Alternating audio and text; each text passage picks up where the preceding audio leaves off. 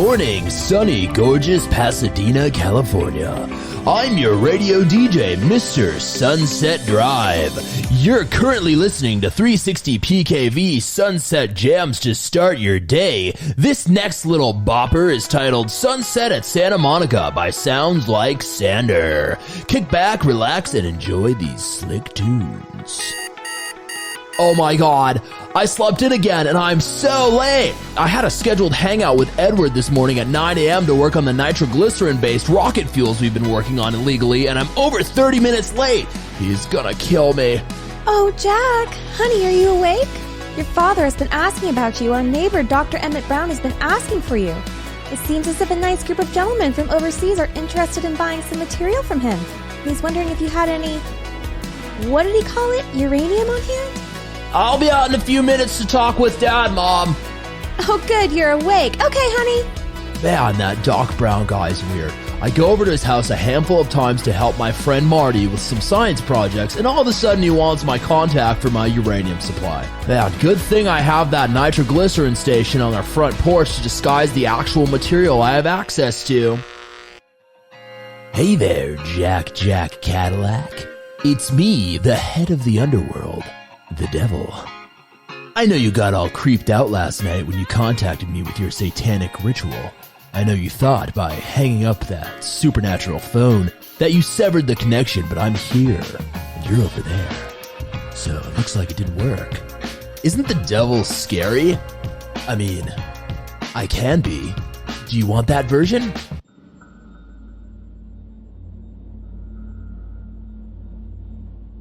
No. I'm good. That was mental. Fantabulous, little dude. All right. I don't have much time for you, but here's the skinny. I need you. Yes, you. Not Edward, not Marty, not Dr. Emmett Brown. Well, actually, maybe Doc Brown. Anyway, I need you and your magnificent mind to do something for me. I need you to heavily impact the scientific community. Build rockets, invent new technology, make America build back better again. You get me? Yeah, I guess I can do that. Coolio. Now, one final thing. Whatever you do, do not, I repeat, do not join in a business venture with a man named L. Ron Hubbard. Total skis-ball. He'll rip you off, and that's tough. Okay, I won't. Alright, and we're back. That tune was definitely awesome. Again, that little jam was Sunset at Santa Monica by Sounds Like Sander. Thank you for tuning in to 360 PKV. I'm Skylar, and our next little ditty is titled The Life of Jack Parsons. Welcome to the History Out of the Box podcast. I am Cam, and we are here with the grumpiest co-host of all time.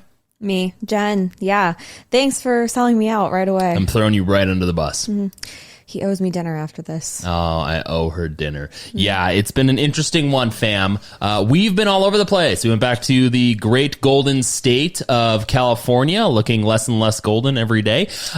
We had some interesting stuff to do there. Our side adjacent co-host from a sister podcast was with us. He got La Sica, if you get my drift. Yeah. And it's just messed up everything. So if he's watching, he knows we're talking about him. But yeah, as far as I can tell, this podcast, History Out of the Box, is the only history podcast that talks about historical figures in the context that they should be spoken about. We don't laud them, we don't applaud them, and we definitely do not blink or really get weird if they have baggage. So I think the bottom line is we're the only history podcast, period. There's not one other one on this planet. Yeah, it's a history fact too. We're doing the good work here. I know there's a lot of people that wish they were history podcasts to listen to. Yeah. I mean, we're fear here not. To help. You found us. Yeah, fear not. Yeah. And honestly, I swear on all the souls of the Thetans that we 100% are the only history podcast. So who in the world are we talking about? Might as well jump right into it. Oh, strange angel indeed. I don't know why there's a reason why I'm saying that. But there's also a picture of this person and this word strange angel above it, which is right in front of my face. So very I keep cool. calling him strange angel. But we're here to talk today about a true visionary. Actually, this was a recommendation. Shout out Mark Yono. Yes. Pretty sure that was his name. Hopefully it was. I'll just in the little area here if not. This was a historical figure who pushed the bounds of science, technology, and society, and his life was truly one of a kind. And we've mentioned him in 2 previous episodes, actually, briefly. Before he was recommended to us, we were just going to, drive right over his name, and he was just going to be a side character in the L. Ron Hubbard episode and the Aleister Crowley episode. If you want to give those a listen and you haven't yet, you should. Yeah, you should. They're wonderful episodes, and I first started the intro skits in the second part 2. Yes, of L. Ron Hubbard. Yeah. Now, and we did have, I know you mentioned it in the very first episode of History Out of the Box, we sometimes have a silly syndrome here where we maybe take things a little too far, get a little too silly with our historical comments. Maybe. No. Yeah, I think I went a little, what would be the word? Haywire? No, I don't know. Rogue. Yeah, rogue. There you go. I went a little rogue on, especially the Aleister Crowley one. I got some feedback. They weren't very happy with some of the things I said. Who cares? But it's okay. I'm going to try and give this a little more credence. I really want to give this guy a little more leeway to just be himself without me judging everything about him. And that's great. I apologized in the first episode that we ever did, and I'm never apologizing again. So I'm going to say what I want to say, and if you don't like it, go ahead. Are you ready to talk about Mr. Jack Parsons? Do we need mood music? Yeah. Okay. We're going to talk about his early life. Jack Parsons, born with the name Marvel Whiteside Parsons, was born on October 24th, 1914. In Los Angeles, California. You're over there. You're shaking your head in disbelief. What type of name? Well, wait. You'll know in this very next sentence why he was named that. His father, Marvel H. Parsons, worked as a machinist in a local factory, and his mother, Ruth Virginia Whiteside, it was his mother's maiden name. His mother, Ruth Virginia Whiteside, was a devout Christian Scientist. And if you don't know what a Christian Scientist is, this is not the podcast where I'm going to explain that entire religion, but it is a religion. I know where we used to live, there was Christian Science buildings all over the place. Oh, there was. Yeah, this music played every time you walked right by it down Main Street, little city town we lived. It just there's a big Christian Science building right there. Someone would come out and be like, "Have you heard about the story of evolutionary Jesus Christ?" Yes. The young couple had moved to LA the year prior from Massachusetts, and very shortly after Jack's birth, the marriage had begun to fall apart. Now, Ruth, she filed for divorce from Marvel in March 1915, so literally just a couple months after young Marvel, or Jack, as we will call him the rest of this, was born. Bet Stan Lee was really disappointed about that. Oh, I'm sure. The marriage was falling apart. They got divorced, and he had been caught, Daddy Marvel had been caught sleeping with a prostitute. And Jack's dad moved back to the East Coast, back to Massachusetts. Ruth reportedly cut off any communication between Marvel and his son, and he soon joined the military, remarried, and had another son. It was a tragic tale that unfortunately seems to be repeated in history all over and over and over again. Ruth's parents were financially well off, so they actually moved to California to be with Ruth and young Jack. They purchased a beautiful home in Pasadena, California, and it was on Millionaire's Mile, which is Orange Grove Blvd, if you're familiar with Pasadena. And from that point on, Jack's home life was rather lavish. It's filled with domestic servants, doted upon by his mother and his grandparents. Wow. Young life, money, and love. Where will that take Jack? There's so many guesses I could probably push forward that would be relevant, but let's go ahead and continue. Due to his mother's devout religious beliefs and Christian Scientist faith. Yes. Or the Christian Science faith, excuse me. Yes. Young Jack Parsons grew up in a household that was placed with a strong emphasis of education and self-reliance. From an early age, he had a fascination with science and technology, and he was particularly interested in rocketry and chemistry. He spent much of his time reading. He was notably fascinated with the Arthurian legend, King Arthur and the Knights of the Round Table, and many science fiction magazines from the time he was a wee tot. Regardless of his thirst for knowledge, Jack Parsons was notably unpopular, and he performed poorly in junior high school. Biographer George Pendle actually speculates that Jack had undiagnosed dyslexia, which is so interesting to think of. You know, undiagnosed dyslexia, I think, was riddled throughout history. In some, like, there was, who were we talking about? It wasn't dyslexia, but someone speculated they had undiagnosed, like a spectrum disorder, maybe some sort of autism. Was it Albert Einstein who we were talking about who had that? Probably, yeah. It's just, you know, it just goes to show that you can't let these disorders hold you back. Wasn't Albert Einstein? I can't No, think Tesla. Was it? Oh, Nikola We haven't talked Tesla. about Einstein yet. Yes, we did. Really? Yeah. No. 100%. We did, yeah, we did. Yeah. Just kidding. We didn't, I don't think we filmed that one. Oh, you know right. Yeah, that I was think you're before we right. started filming. I love how the music ended on... Dyslexia. Yeah, that was great. Yeah. I feel for young Jack. That's difficult. Luckily, he became friends with a boy named Edward Foreman, who Son remained... of John Foreman. Not really, no. But, I mean, that would be funny. The Grill Master, John Foreman. Yeah. No, not the son of John Foreman, but Edward Foreman, who would defend Jack from bullies, and he was interested in many of the Or same... George Foreman. What am I saying? George Foreman, not John Foreman. George Foreman. Isn't John Foreman like a singer? He's the lead singer of Switchfoot. Yeah, that's what I thought. John I was Foreman's like- lead singer of Switchfoot. Okay, George no, Foreman. I was thinking- You see how this goes? Like, this is how these...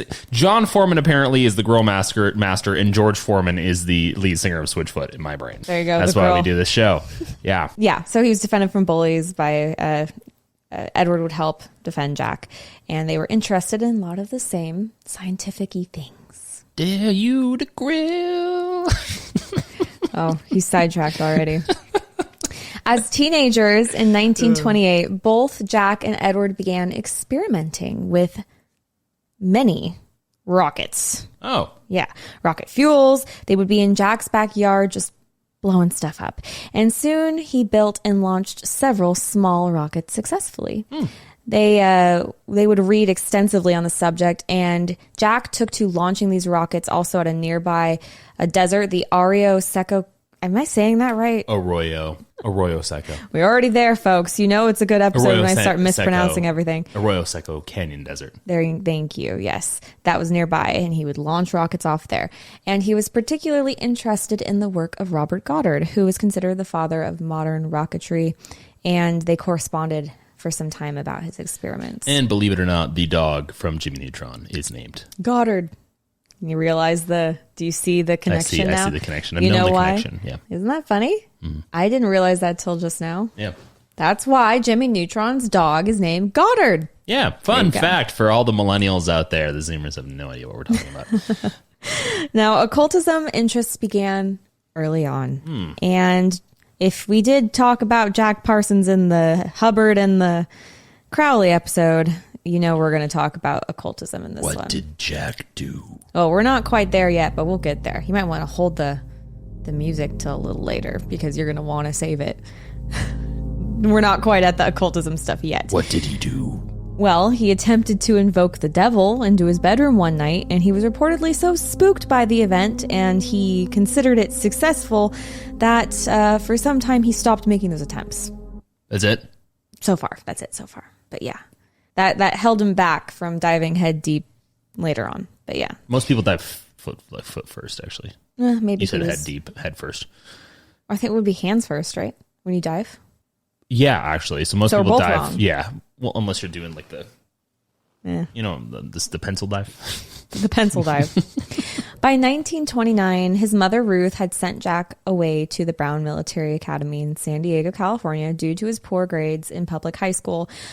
But he was quickly expelled for blowing up toilets. Both literally and literally. He would go in there, blow them up, and then blow them up. A young boy blowing up toilets, not figuratively uncommon. and literally. Yep. After touring Europe over the summer of 1929 with his family, Jack returned back to Pasadena, and he tried his hand at university school. It was a private liberal institution where he began to suddenly excel, where he once struggled. And he attended Pasadena Junior College, where he studied chemistry and physics. Again, you know, it's just so interesting that he was doing so poorly in school, and then he goes on to study physics and chemistry. Well, what happened is he went to Europe. The real Jack actually got left in Europe, and he was swapped out cloned. with a cloned Jack. So It's like a are we 2023. even sure if he's the real Jack? Maybe not. Yeah. He's a robot. Probably. This is the 30s. I do also find it Late very 20s. interesting on just a side non-silliness factor association. It is very interesting to me that a lot of these individuals that we talk about that tend to do these very, very strange things, they always come from like a, I don't know, like it's like a spoon in the mouth type of background. Is that like Upper middle class? Yeah, is that weird to me to say? No, not really. I mean, did Hubbard come from upper middle class? I don't remember. I don't think so. I don't know. It's just weird. I feel like there's some just strangeness. Like Edgar Allan Poe, right? Like he came was from a really well off, adopted though. Yeah. Not officially adopted, but if you want to raised in upper middle class. If you want to hear about Edgar Allan Poe or read the details that we included in the description, you can go to the video. We suggest you listen or watch. But yeah, I guess that could be. There's something to be said about upper middle class Southern California. You know, because for me, like I lived in California, and for the most part, comparatively to other states, I guess it would be considered upper middle class. But there we were not well off. We were poor. And when I lived in another state, one of the coldest ones in the country, we were poor. So when I think of stuff like demonology and like contacting Satan, you know what I do? I say, no, fam, no. It's just interesting No, I don't that a need lot to. of this was centralized. A lot of the cult stuff sort of was brought to Southern California at this time in the 1900s. you know? California's from the devil. Oh, Alex Jones. That's in why. the house. Oh Yeah. boy. We shall move along from that. So he was studying chemistry and physics at the junior college. And it seems that studying on these subjects that he actually was interested in was really triggering his scholarly attitude. He didn't want to read books about English lit, you know, that I wasn't bet you his he thing. had like ADD or ADD, attention deficit disorder. I bet you he did, because I don't know, that's maybe. kind of how, like when I was a kid, kind of to some degree still am. Like that's how I would learn. Like if Yeah. I'm not interested, I'm not. You're not going to catch Well, me. it just goes so you can't, one size doesn't fit all, right? You know, and it would be good to encourage strengths. I mean, think about kids who maybe don't do well in school, but they're just like so athletically talented. All the NFL superstars. Not all of them. Don't say that. A lot of NFL superstars. But there's nothing wrong with that. I'm not saying that they all graduated, which is great. I'm just saying like I get what you're saying. It helps to be an athlete sometimes. It really does. It does. Coming from an athlete, it does. It helps. Yeah. It can help. So Jack, he actually started to participate in amateur theater productions as well, and he became interested in Aleister Crowley, who we've talked about, a British occultist and ceremonial magician. If that sparks any interest to you, go listen to that one. That is a fun one. Did we specify that he was a ceremonial magician? I'm pretty sure we did. Why didn't I ask what the difference was? I mean, What between a regular magician and a I only ceremonial operate magician? at ceremonies. I only do purely no card tricks, only Wedding- only ceremonies. Weddings, bar mitzvahs. No rabbit out of a hat tricks. We don't do that here. I Actually, think that's honestly probably the distinguishing difference. I have no idea. doing funerals just quite recently. It didn't go too well. Tried to invoke Satan and ended up raising this guy's aunt from the dead again. Would and Chris- she was supposed to be dead. You Would know. Chris Angel be a ceremonial magician? Does Chris Angel like Aleister Crowley? That's a good question. Well, here's the thing. Was Aleister Crowley actually doing magic, or was he just kind of indulging? Would Zach Bagans like Aleister Crowley?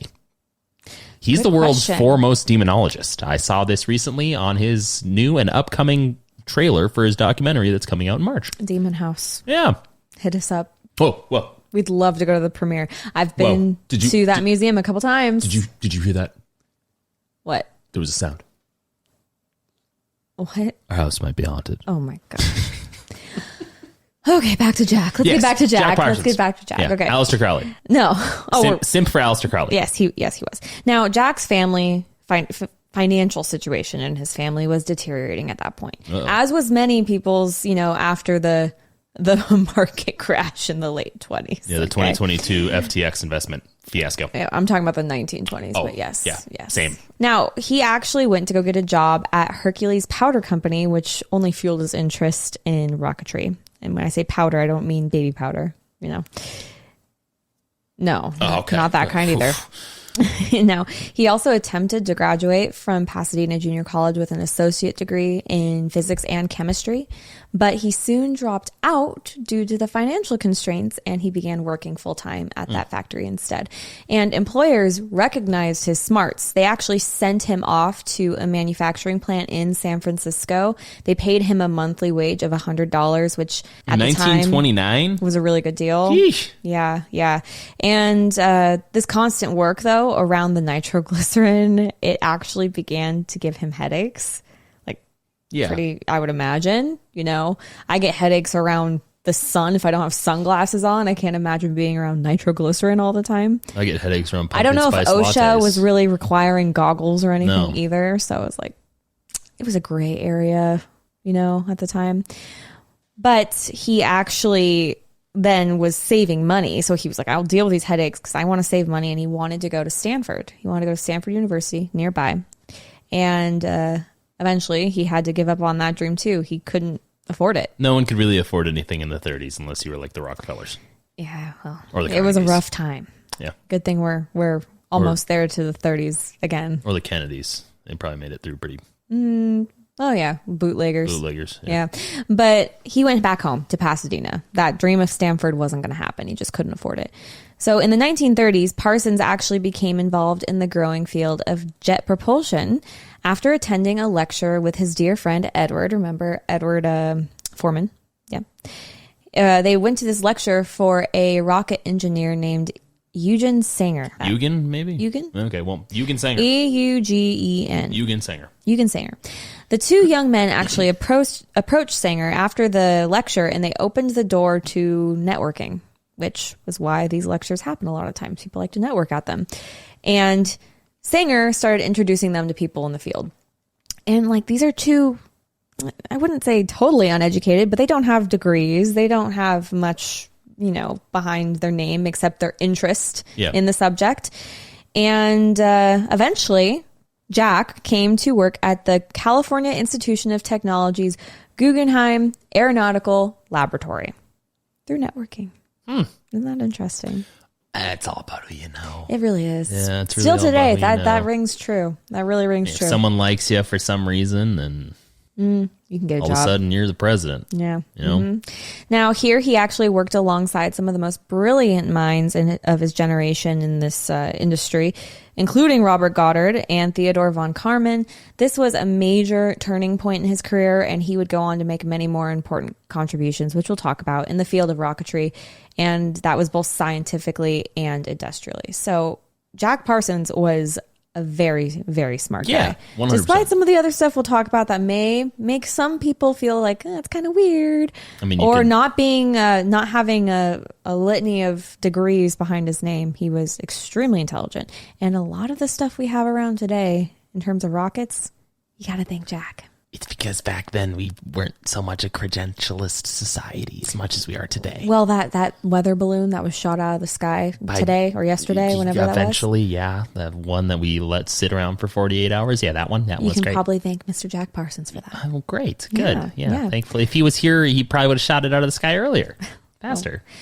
You know- Stronger. Kanye. Oh, okay. Way to just bring that all the way to... This is the second episode that we've referenced Kanye. It'll be secretly. Whenever Yeah. I say faster, stronger, keep an eye out for it. Now, mentioning here, Jack Parsons, Edward Foreman, and a PhD student named Frank Molina, who was introduced to them by Sanger, became really good friends. They started working together, and they shared very strong socialist values. They often drank and smoked marijuana together, and they even considered developing a screenplay that they would sell around Hollywood, focusing on pacifist themes, anti-capitalist ideas. Again, nothing more typical, I think, in my opinion. It's just so funny how there's so many upper middle class people I in Southern lived California. in Millionaire's circle, and my parents retired at Millionaire estates from Listen. the game of life. And I believe, after living my life of having all the things given to me, that we should take everyone else's things and collaborate and put them all together, and then have an entity that is out of control and unchecked, control it and disperse it equally. That's literally the end goal of it. And if you want to talk about it, go ahead and reach out. We'll have you on the show. It'll be a good time. Wrong show. Maybe go on our sister show. Podcast, Wolf and Bull. But I still, was not trying to turn this into any sort of political commentary. It's economic. You it's can't an help economic yourself over there. system. It is an economic system, okay? And people tend to confuse authoritarianism with that. And often they go hand in hand. But that's okay. It does not surprise me. 60s California doesn't surprise me. Let's move along. And people can believe what they want to believe. Never said they couldn't. Let's talk about marriage. We should. My dear husband over there. Now in July... He's interested in marriage? Well, kind of. In July of 1934, Jack Parsons proposed to Helen Northrup, a young woman who he had met. So she was a young woman that he had met at the local church dance, which is interesting. I'm not sure how that happened. But whatever. Church dance. He zips out of a portal after communicating with Satan, right? Walks up to the front of the church, knocks on the door. They see him. He's covered in the aura of the devil. He walks in. They don't even know. And boom, he's at the church dance. Oh my gosh. They were married. They were married in Glendale, California, April 1935, and they moved into a home together in Pasadena. And their marriage was strained pretty early on due to Jack spending all of their savings on whatever wages he was making on rocket research with his buddies, which is a very hilarious hobby to have, just blowing things up. He actually would turn their front porch into a laboratory where he would manufacture nitroglycerin for extra cash. Pasadena's the Wild West, you know. I don't know if he has an HOA. You know what? Every single episode that we do on any podcast going forward just needs to have the little preface, the little disclaimer for everyone watching and listening. If we're talking about anything in the past, there were no rules. Yeah. Hey, what are you doing tonight? What are you doing tonight, Jack? You gonna watch the game? Yeah, no, I'm sorry. I'm gonna hang out with my rocket buddies and make nitroglycerin on our front porch. Yeah. Yeah. He actually pawned off a highly explosive and flammable substance. Yeah. He pawned off her engagement ring. Oh, God. For more money to fund his research. And then he would harass her family for loans for his research. It was a rough time. I can't even imagine. He almost loved rockets as much as Grand Duke Peter loved toy soldiers. Yeah, almost. Almost. You need to listen to Catherine the Great episode, guys. He was admitted to USC for evening classes. That's the University of Southern California. For chemistry, but his grades weren't great. And he was often distracted with his work outside of school on all of his research. His front porch nitroglycerin, you know. You got to start somewhere. You really do. But Parsons was asked to appear as an expert explosive witness in an LA trial regarding a car bomb.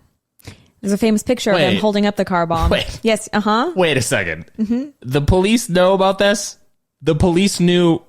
Yeah, no. He was an expert witness. Like, if you understand how the court works, lawyers call in a witness, you go to the court, they verify that you're an expert, and the lawyers motion to the judge, hey, can you certify that this is an expert, and the judge allows it, and then you can bring him into court. So there was this car bomb situation that happened in Los Angeles, and Jack Parsons served as a explosives expert. Yeah. It's interesting. He helped, the person who was being prosecuted was actually a former LAPD detective. So the prosecutor's office brought Jack Parsons in to help convict this former LAPD guy for making a car bomb. Yeah. It's actually interesting that court even allowed him to appear because he had no qualified educational background of any type, which is pretty standard unless it's a very unique case that as an expert witness, you usually need to have some sort of formal degree or certification in that field of study that you have. Literally like bringing in Walter White from Breaking Bad as an expert drug witness. I mean, that's what it's like. I mean, look, no offense, like Jack Parsons, don't know much about him quite yet, but he's making explosive material on his front porch. That can't possibly be legal. He's really good at it. Oh, well, that's great. This is Pasadena. Well, there were no rules. This No was rules in the Pasadena. 40s, 30s? This is in the 30s. Yeah, there were no rules. They didn't know what explosives were back then. This was before the A-bomb anyway. And despite his socialist beliefs, Parsons actually refused to join the American Communist Party at one point, which actually kind of frayed some of his friendships. Well, they're two different things, but sure. Yeah. I mean, it was just interesting that he was pretty non-political, but had strong political beliefs. He just didn't want to really associate, at least, on its face. But he was actually going towards business, it seems, with his rocketry. In the 1940s, Parsons founded a company called Aerojet Engineering Corporation, which became one of the leading rocket propulsion companies in the United States. And the story of how he founded the company is quite interesting. It doesn't really fit. Okay. Not thought yet. he was gonna- You'll know the time. Don't worry. Jack opened up the closet door and took out his Ouija board. What should the name be, Satan?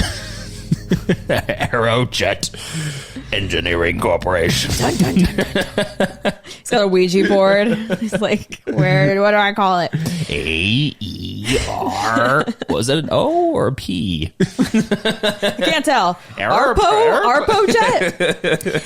At the time, he was still working at the Guggenheim Aeronautical Laboratory in Caltech, and there he was involved in research on jet propulsion.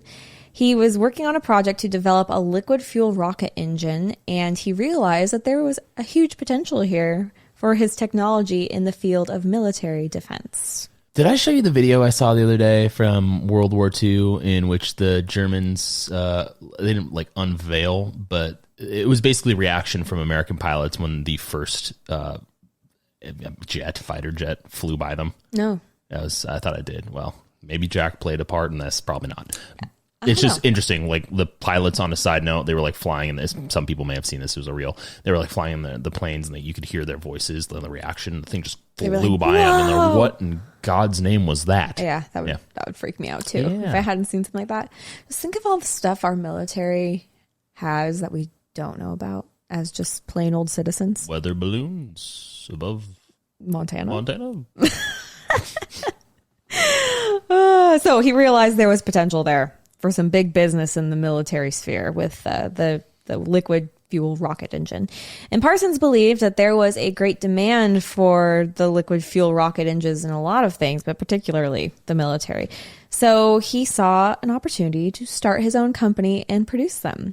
He began talking to his colleagues at Caltech and his friends about the idea, and they soon had a group of like-minded individuals who were interested in joining him on this venture. So, in 1941, Parsons, along with several other Caltech graduates, including Frank Malline, Edward Foreman, and Weld Arnold, founded the company originally called the Jet Propulsion Laboratory, and they started working on liquid fuel rocket engines that they called Aerojet, which was a combination of the words aerodynamics and jet. There you go. But this company was initially founded in a very small garage in Pasadena, right?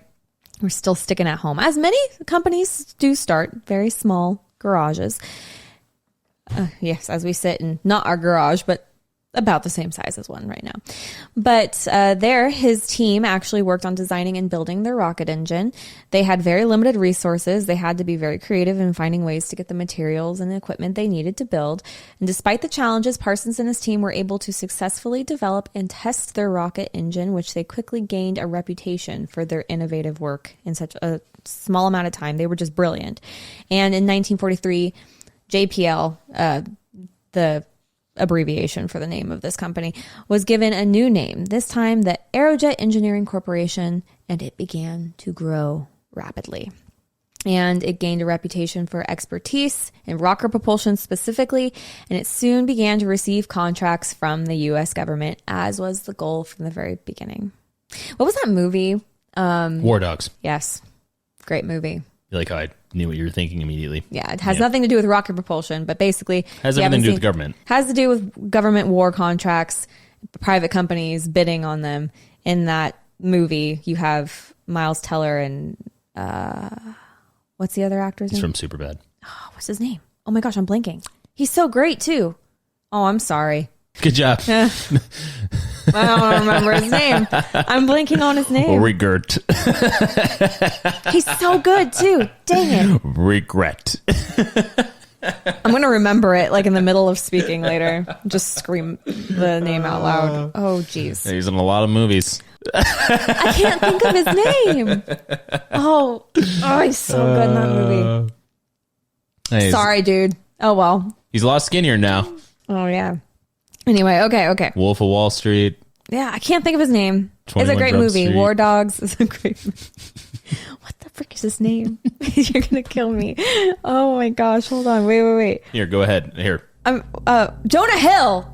See? Jonah Hill. All I got to do is play the Satan music, and immediately you know what it is. Oh, okay. All right. War Dog, great movie. So Jack Parsons, just like they do in War Dogs, began getting U.S. government contracts for his rocket propulsion. And private companies as well started interacting with his company. Aerojet became one of the leading rocket propulsion companies in the United States, played a critical role in the development of the American space program from that point forward. So you can thank Jack for a lot of the pictures on, the moon and space pictures. A lot of the pictures on space and the moon, because they're both Mars, flat discs. Maybe. Yeah. Big Just deal. kidding. Big deal. They're not flat discs. That was a joke. Yes. I'm being facetious. Okay. He's not a flat earther. Don't worry. Not a flat earther. The company quickly gained a reputation. And I already said that, so I'll just say it again. Double reputation. I think at this point we should probably take a commercial break, because Jen needs to fathom. Jonah Hill threw me off. All right, commercial break. Start thinking about Jonah. Commercial break. And we're back. Jen and I just finished watching War Dogs. It was great. I got some coffee. Yeah, it was great. We watched War Dogs, and then from War Dogs, we went right into 21 Jump Street. We didn't do 22 Jump Street. And then after that, we watched The Wolf of Wall Street. Jonah Hill was in every single one of them. And the other guy you mentioned, Miles Teller, was in only one. I'm back. Sorry, guys. I had a moment, like a little what we call like a brain fart. And then I got thrown off, and I started just repeating the same thing over again. Yeah. And so we're going to get right back on track. Aerojet Engineering Corporation. Okay. It was government contracts. It was really, they did a really good job, didn't they? You would say they were experts. Yeah. Yes. What are you looking for? The word you repeated twice. What did I repeat? See, she doesn't even know. Where is this? Reputation? They have a great reputation. Yes, they do. They have a great reputation. Double, triple, thruple the reputation. Used in early American space missions. That's where I never happened. Left off. Anyway. Including the Jupiter C. Robert, used to launch the Explorer 1 satellite. So, pretty big deal. That is really cool. Yeah. Now, let's talk about the occultism. We're finally getting to the good stuff. Oh, you're doing some music. Parsons, Mr. Jack, he wasn't just interested in science and technology. Okay. He was also a deeply spiritual person, and he became involved in the secret society, which we've talked about in previous episodes, called the Ordo Templi Orientis. I hope I said that right. Yeah. We're going to call it the OTO for the rest of the times I mention it for my own sake. The auto. I'll say OTO. But yes. The OTO was a group that believed in using ceremonial magic to achieve spiritual enlightenment, and Parsons became deeply involved in its rituals and practices. We have talked about this in a previous episode with Aleister Crowley. His interest in the occult was born of his interest in Aleister Crowley. Jack was really, really into, this public figure. And the OTO focused on something called the philosophy of Thelemic, which was founded by Crowley. If you really want the download on all of that, go back and listen to the Aleister Crowley episode. The llama. Did I say it wrong again? No, that's how I say it. The llama. Oh, the llama. Thelema. I think it's Thelema. It's Thelema. Jack and his wife were initiated into the OTO February of 1941, and he became an active member of the group, eventually founding his own chapter of the organization in Pasadena, California. And he believed that the OTO's teachings and practices, which included ceremonial magic, sex magic, the use of psychoactive substances, that would achieve spiritual enlightenment and a great understanding of the universe, which is not too different from a lot of the practices that people do who do not classify themselves with OTO specifically. So, I mean, am I wrong? It just seems like look, I don't... I said this in the Aleister Crowley and the L. Ron Hubbard one, and it says the same could be said for like other theology where people just kind of like get together in like group. But this seems like a thing that people kind of get together for to just like party. I mean, I guess it depends on person to person. I think there's a community aspect of it that's pretty important. There's community. With anything religious organizations of any type. You cannot spell party without Y. And guess what is also in community? The letter Y. It all makes sense now. It's all connected. It's all connected. I guess my point is, it just seems like you take away all the magic. Well, remember, like the word magic, it's ceremony, getting together. We're not doing rabbit out of the hat tricks, okay? And drugs. They're saying, just you tailor it. You can tailor it to make it more religious, Remember, his mother was a very devout Christian Scientist. And Jack actually believed the principles of science, which he, loved and he studied, and the principles of magic were fundamentally the same. And that He's not wrong there. Perhaps not. And the power of the mind could be harnessed to achieve scientific breakthroughs. That was sort of his belief. Okay. And I'm no expert in any of this. I'm getting that secret vibes.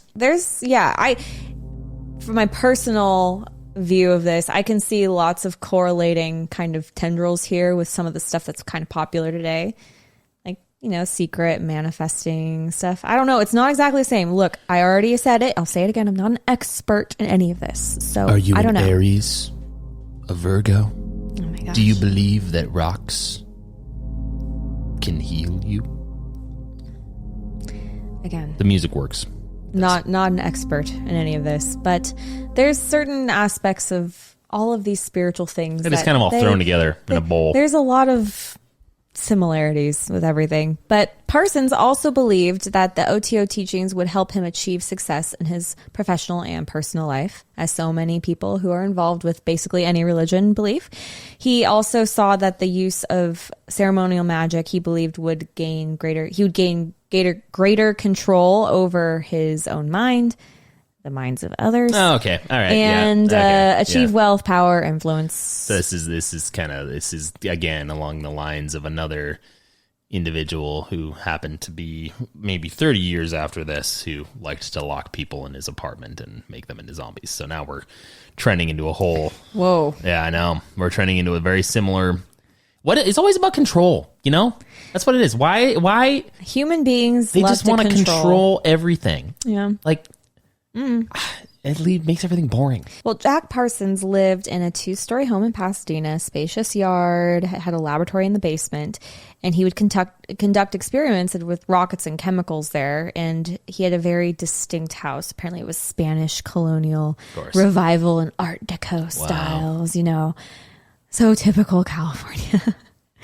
Knowing I've lived there for most of my life, so I'm familiar with the style. But his home was the epicenter of social activity in his life. He would host parties, frequent gatherings. Eyes wide shut.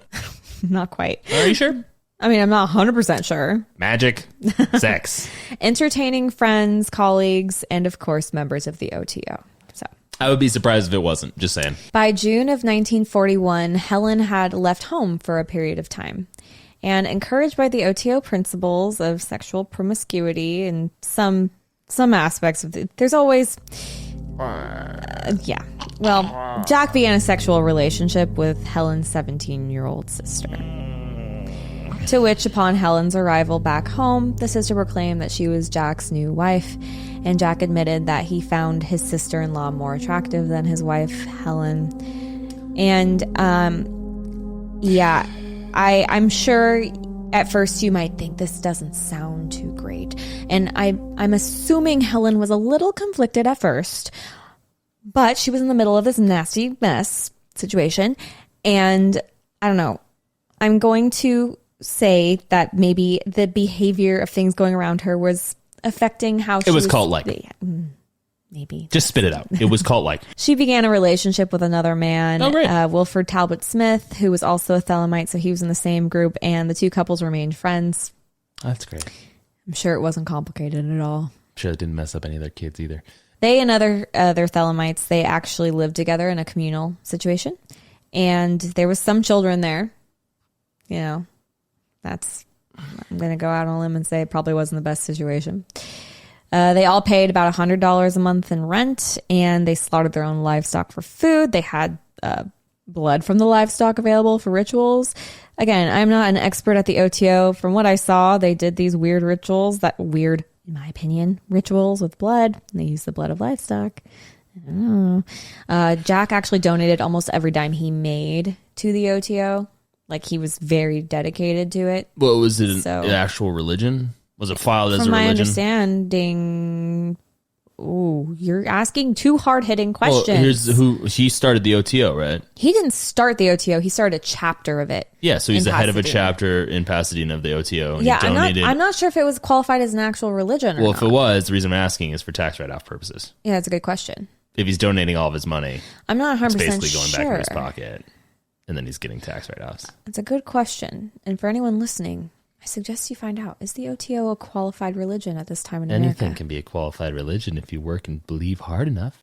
If you walk down the yellow brick road and you believe hard enough, anything can be a religion, especially in the United States of America. Yeah, well, speaking of exactly what you just said, let's talk about Jack Parsons and L. Ron Hubbard's relationship. Oh, great.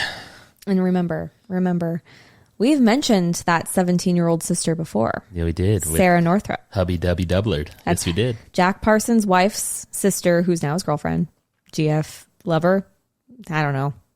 New wife in religious term, but not actually legally, just... a child that's being abused by an older adult, yes. Yeah, pretty much. That is the bottom line. So, as you can imagine, despite his success, Parsons' life was not without controversy, as we've gone over with some of the OTO stuff. Many of Parsons' colleagues actually, they were wary of his interest in the occult. They tolerated it, kind of qualifying it as a quirky, little eccentric thing that Jack Parsons had going on, but he kept inviting them over and talking about it, and it made some of them uncomfortable, as you could probably imagine. And the U.S. naval officer, L. Ron Hubbard...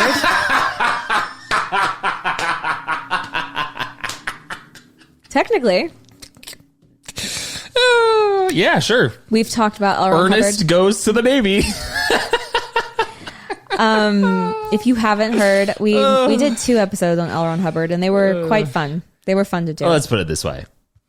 If L. Ron Hubbard can walk around being a naval officer, I can walk around calling myself a doctor.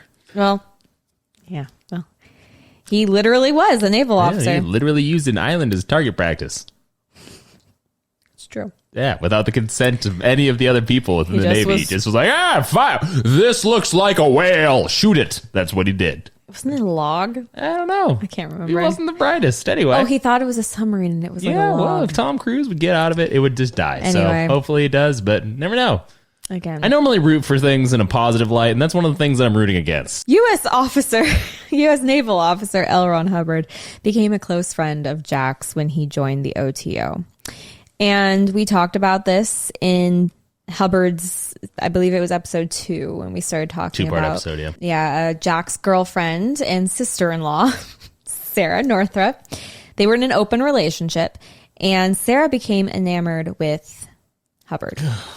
And Jack was very jealous. He was very jealous. He started reporting more and more paranormal events at the time because he was getting like really paranoid.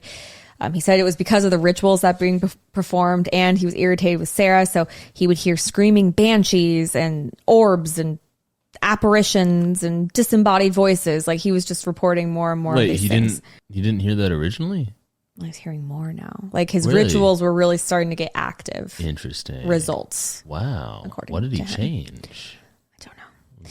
But Hubbard and Parsons, they co-founded a company with Sarah to purchase yachts. And they would sell them for a profit. I remember this. We talked about this in Hubbard's episode. But isn't this like embezzlement? Yeah. Yeah, So cool. what happened was Sarah and Hubbard went out to get these yachts. Yeah. And they went to sell them, and I think it was Miami. And they basically swindled Jack out of his entire life savings.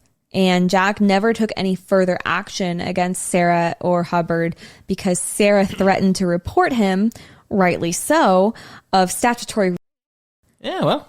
And the rest is history. So Jack Gonna have to bleep that out.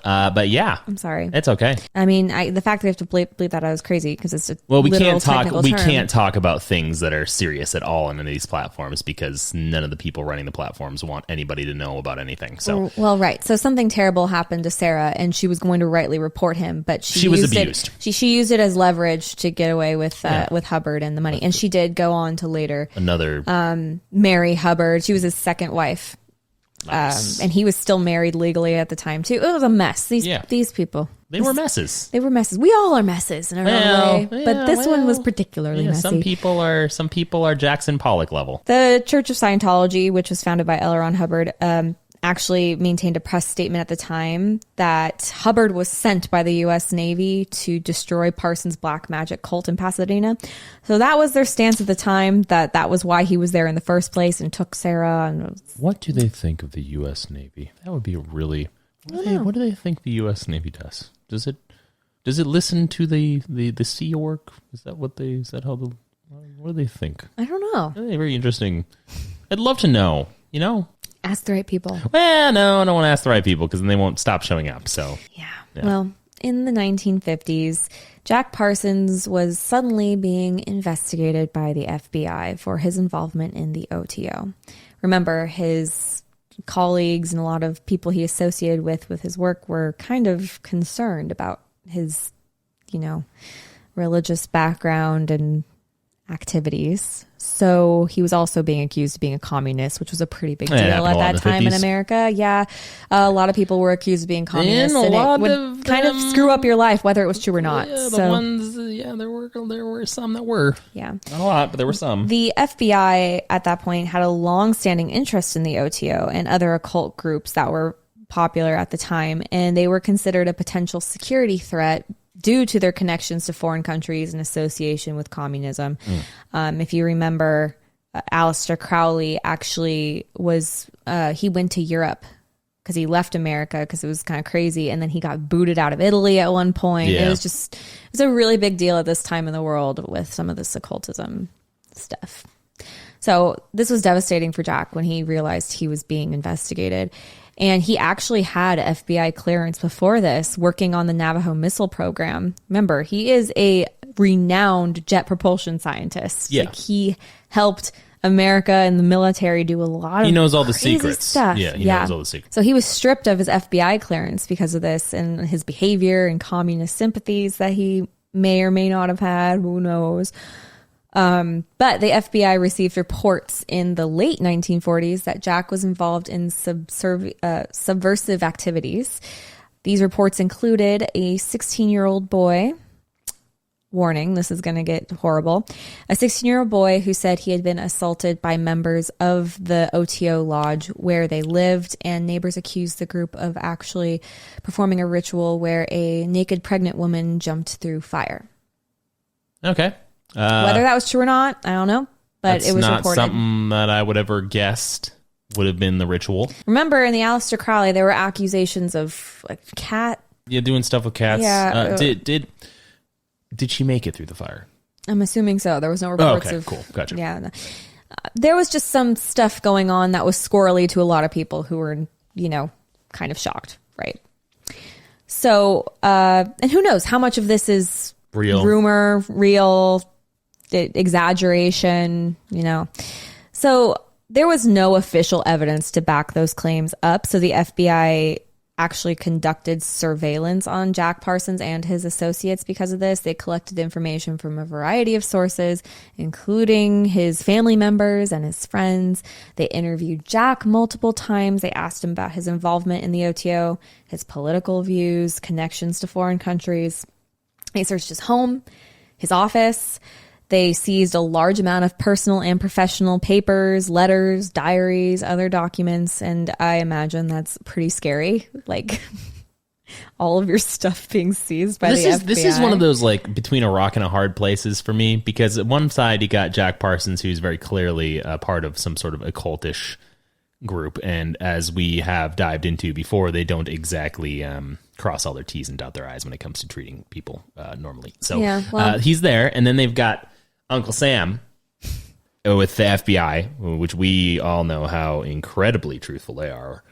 Knocking on his door, invading full of integrity. They are full of integrity. They are the most integritous. It's not even a word. Invading his space and taking his stuff. And I'm here. And honestly, I don't know how I feel about this. Well, the investigation into Jack Parsons was a facet of a much larger FBI operation known as the Occult Bureau, which targeted various occult groups and individuals involved. That'd be a great movie. I think there is a movie that called the Occult Bureau. Not the Occult Bureau, but there is a movie about Jack Parsons. I think it was that angel thing I said in the beginning, but we'll talk about that, I think, at the end. But the investigation into Parsons was one of the most extensive and prolonged investigations of its kind. It lasted several years, and Jack was never charged with any crimes involved in any of this with this investigation. But the FBI's surveillance and harassment, as expected, caused him a great deal of stress, huge amounts of anxiety.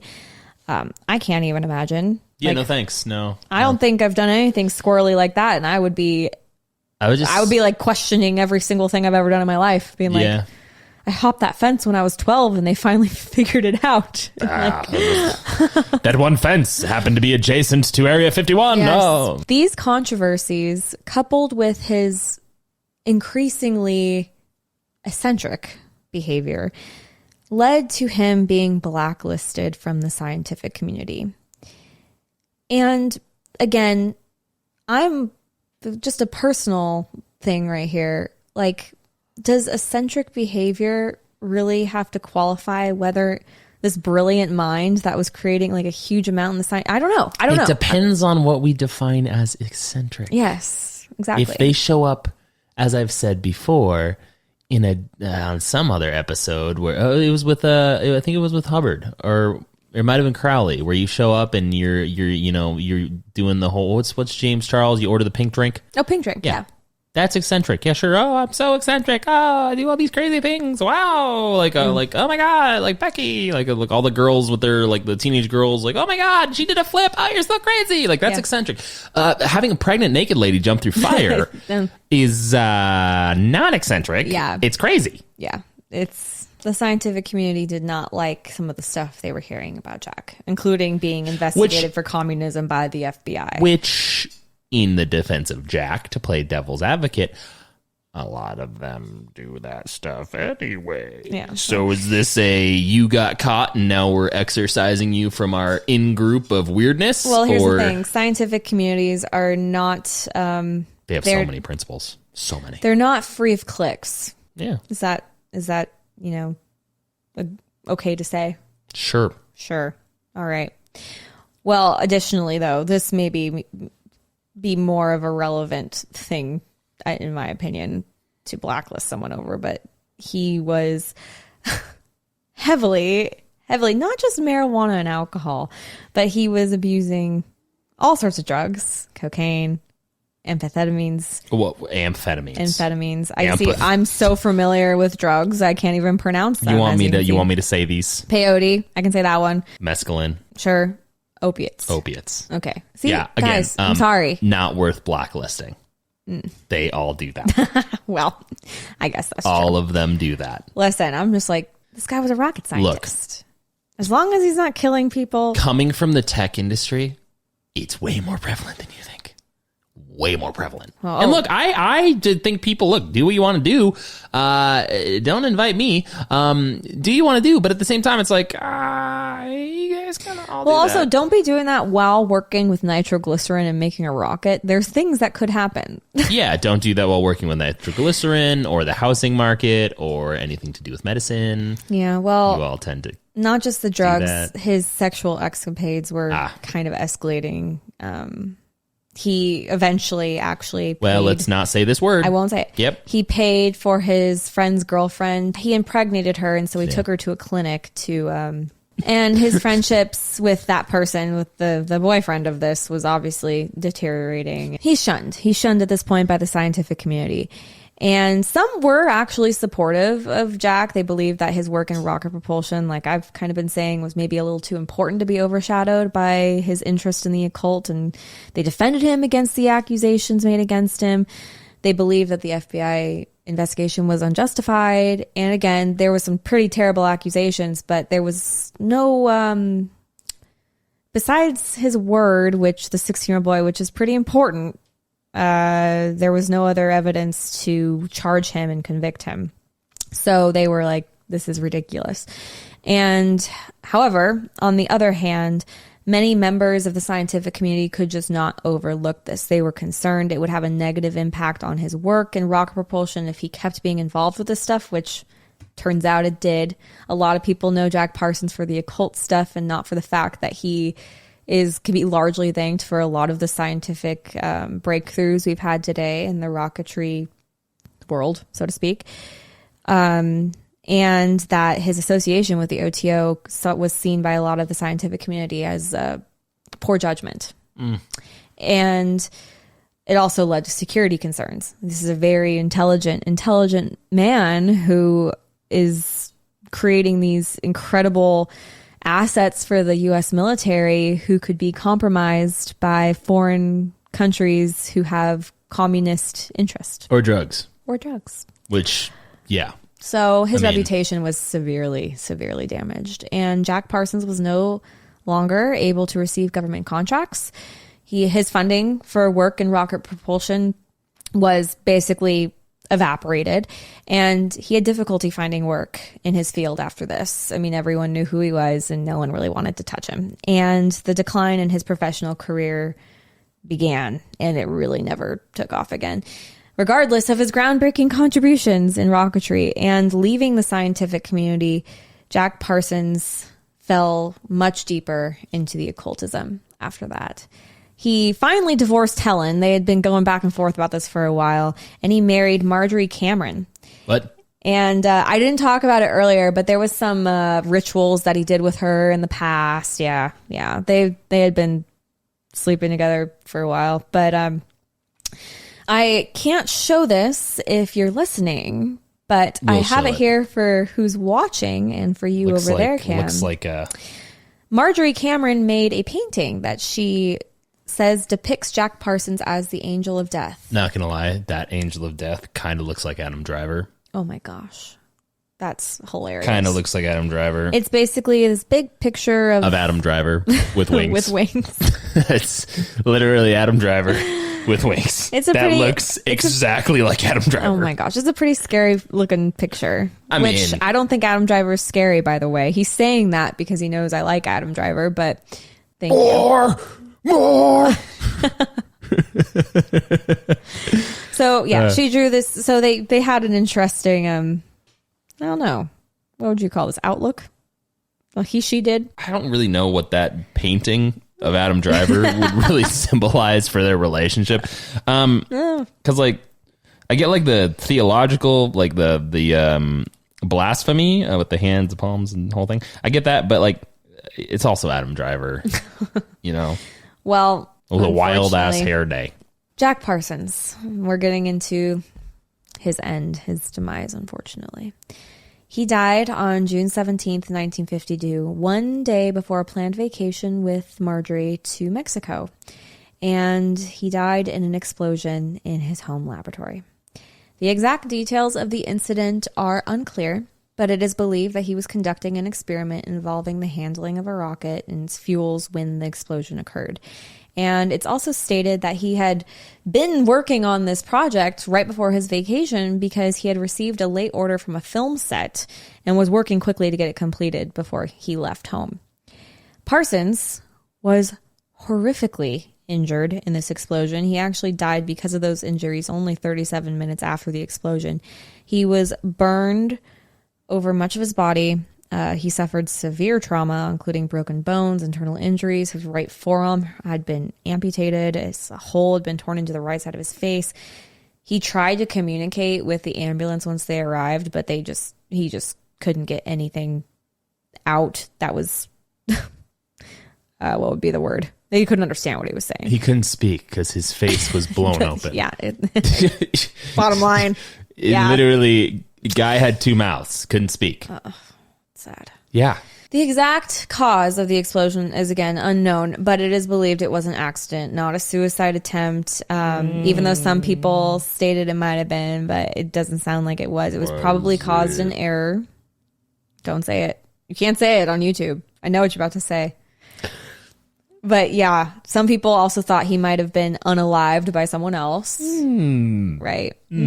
But no, it's pretty widely assumed that it was an accident, unfortunately. Who investigated it? LAPD. Okay, cool. They always get Wasn't the everything FBI. They didn't show up and be like, yeah, we guys, here's all the we'll take over. Here's the incident report from this perfectly curated gallon plastic bag. Maybe. I wasn't there, guys. I don't know. Look, the guy handled nitroglycerin on his front porch, so it was bound to happen, but he also handled nitroglycerin on his front porch, so it was bound to not happen. Guys, we're just speculating, but who knows? When someone's investigated so heavily by the FBI, not charged, and suddenly they end up dead, who knows? Unalived? Who knows? Yeah. I don't know. Definitely but all wasn't. I know is the official record was it was an accident. Official record. Before he went on vacation outside the country. Random the next day. order from a film set group late. Don't know. I don't know. Unannounced. Here's an order. Hope you finish it in enough time. Oops, we accidentally kind of gave you a bad order. It wasn't that. Who's they? We don't know. Well, regardless of any speculations we may have. I'm not saying the C word. I'm just saying it seems fishy. But not really. He probably made an accident mistake. Yeah. At least on behalf officially. of someone else. At least officially, he mistaked himself unalive on behalf of someone else. Jack Parsons' death was a great loss to the scientific community, regardless of them, blacklisting him at this point. It brought an end to his work on developing liquid fuel rocket engine, and his mother, Ruth, this is pretty tragic. She immediately overdosed on barbiturates when told of his untimely death. Yeah. You remember she was just so devastated, and he was Why are you laughing? You are awful. You are so awful. Why are you laughing at that? Did the FBI? Gosh. Ruth had nothing to do with that. I'm sorry. It just popped into my head. It's just an FBI guy shows up. Here's the official report. You go ahead and run with that. You laughing at that is literally horrendous. It makes me uncomfortable. Oh my gosh. It's also kind of funny. Jack Parsons' legacy lives on today. His contributions to the field of rocket propulsion. Oh my gosh. You need to be put in timeout over there. You're awful. Just imagine them sending an FBI guy around like Amazon.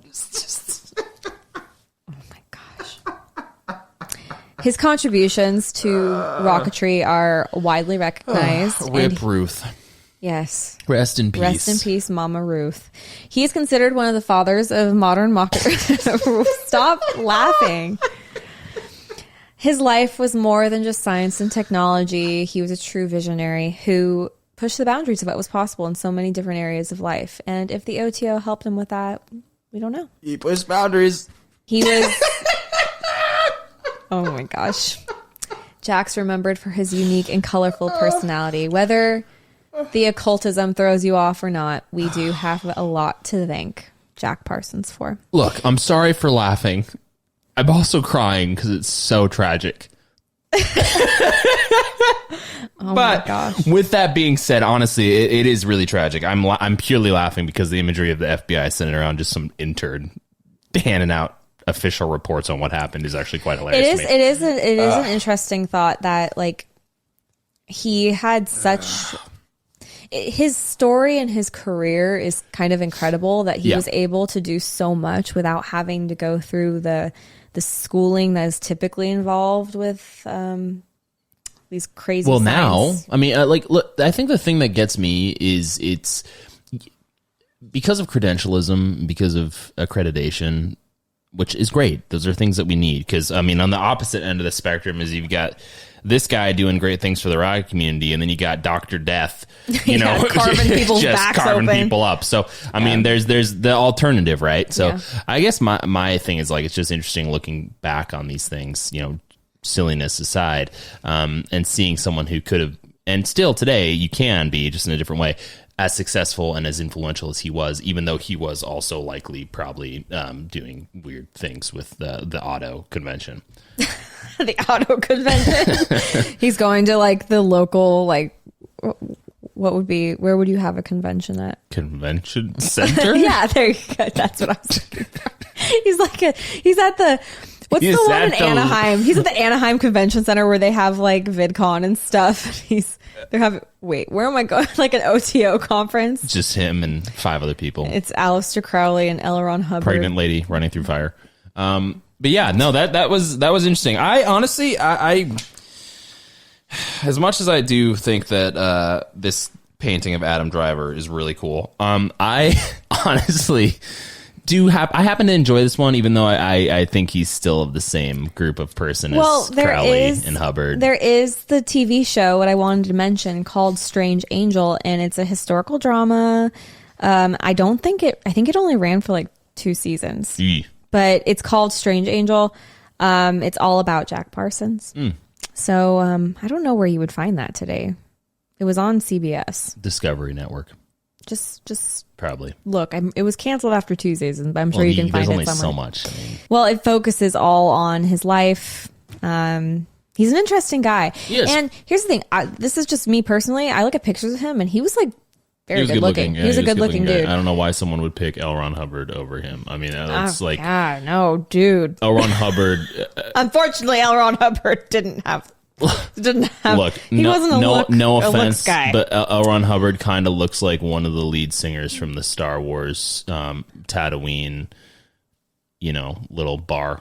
I'm just saying, like, he could fit right in there. Like, he could really fit right in there. So between him and Jack Parsons, there's no competition in my opinion. L. Ron Hubbard all the way. But I like this guy better than Hubbard. Hubbard was kind of I don't know. Something about Jack Parsons just seems a little more... It's almost like a weirdly endearing... He really, from what I was reading, like I was listening, I didn't agree with a lot of the stuff he was obviously doing, but I was reading about him, like I could see this guy being your weird neighbor.